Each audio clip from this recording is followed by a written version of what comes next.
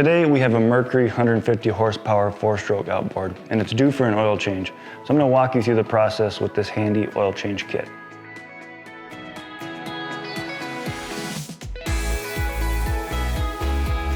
So as you can see, we have the engine in the vertical position. And before we get started, we want to tilt the engine up past the vertical position and let it sit there for about a minute. That's going to let any excess oil in the engine drain down towards the oil sump. Okay, so our engine has sat for approximately a minute. Any excess oil, again, is drained down to the oil sump. Now we're just going to trim it back down to the vertical position so we can drain the oil out. So at this point, we're going to take a 16mm or a 5/8 inch wrench, and we're going to put it on the drain valve here. We're basically just going to crack that open until we can loosen it by hand. But we don't want to let any oil drain out yet, so be careful not to do that. So as I mentioned, we have a handy oil change kit here, and inside the kit we have 6 liters of 10W30, which is the specified oil for this engine, oil filter, and a drain hose, which is going to be important. Inside the kit also comes with directions for how to change your oil.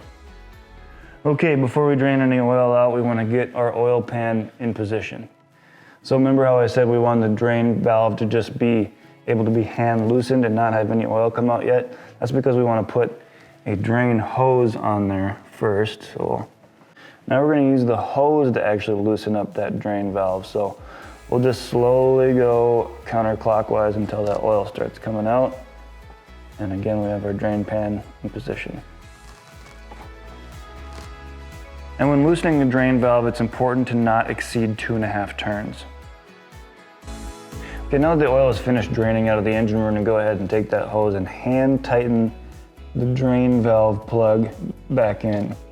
And like I say, we're going to want to just hand tighten that. So now we have our 5/8 socket on our torque wrench, which is specified to 11 foot-pounds, and we're going to slide that on, and that wrench is just going to do a little squeak when it reaches the specified torque. So with the cowl removed, we can see that this is our oil filter. Before we take that out, we actually have to take the plug out of the oil trough. And so we're going to just literally just pulls out. We'll use that same hose to cover it up. Now we'll get an appropriate receptacle to get any of that excess oil out of there. Okay, I'm just going to put a little wad of paper towel underneath this drain plug here. I have my hose ready.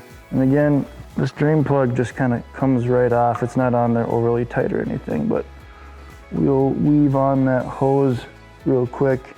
The reason we're doing this is because when we take the oil filter off, a little bit of oil is going to come out of the filter and go into this trough. We want that oil in the trough to then drain out into the appropriate receptacle. To loosen the oil filter, we're going to use a filter wrench. There's a lot of different kinds of filter wrenches out there. This is a nice adjustable one. We'll just cinch it down and then turn it counterclockwise until we can loosen it by hand, which is right about there. We're going to loosen that with one hand on the hose, just in case any residual oil comes out of the filter. We can direct that into the oil pan. Now that the old oil filter is out, we're going to take some time to clean up the oil trough before we put the oil trough plug back in.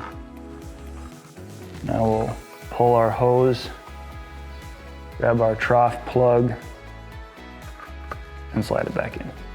We want to make sure that where we're seating the new filter is also cleaned off, and any other oil that might have gotten into the engine is also cleaned up. All right, as mentioned in the kit, we have a new filter. So here it is. So to get this new filter to seat good, we're going to put just a film of fresh oil around the rubber seal. And we'll take our filter and just do a quick rim of fresh oil before we seat it. Okay, now we'll take our new oil filter and thread it on. It's important to not cross these threads. Make sure that it's going on nice and straight. There, our rubber seal has met the base. We're just going to give it a little tightening there. And then we're going to grab the filter wrench and do a 3/4 turn, and that'll have it efficiently seated to the base. Now we're going to add our fresh oil. And to do that, the fill cap is located at the top of the engine. So we'll just remove that.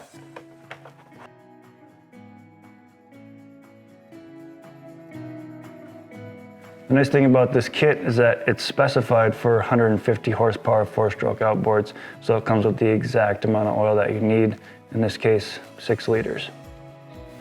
As with many other maintenance tasks, changing your oil should be done after every 100 hours of use or once annually. Okay, now that we have 6 liters of fresh oil in the engine, we're gonna double check that by taking a look at our dipstick. And what we want is for the oil to be between the 2 markers here on the dipstick. And so far, we're looking good, but before we can say that for sure, we're gonna wanna idle the engine for 5 minutes. We'll shut the engine down and we'll check and see if we have any leaks, and then we'll check the dipstick again to see if that oil is at adequate level. And with that, that completes the replacement of new oil in this Mercury 150 horsepower four-stroke outboard. If you have any further questions, be sure to reference your maintenance manual.